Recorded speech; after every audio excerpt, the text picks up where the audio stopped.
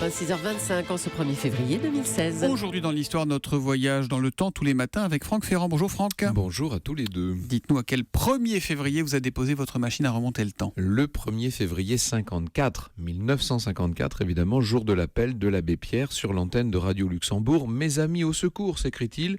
Une femme vient de mourir gelée cette nuit à 3h sur le trottoir du boulevard Sébastopol, serrant sur elle le papier par lequel avant-hier on l'avait expulsée. L'hiver 54 était un hiver particulièrement rude. Ah oui, partout en France, les températures ont battu des records à la baisse. L'abbé Pierre, de son vrai nom Henri Grouet, a été 5 ans plus tôt le fondateur des communautés d'Emmaüs. Il appelle à la solidarité pour que s'ouvrent des lieux de secours, des centres fraternels de dépannage, dit-il, sur la porte desquels on pourra lire ces mots. Toi qui souffres, qui que tu sois, entre, dors, mange, reprends espoir, ici on t'aime.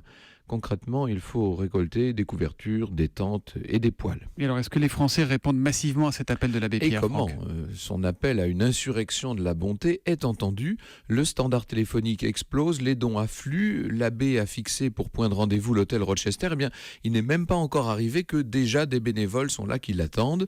Le soir même, on va chercher plus de 2000 personnes qui devaient dormir dans la rue. Pour en abriter d'autres, la RATP ouvre 4 stations de métro. Bref, c'est un élan de générosité.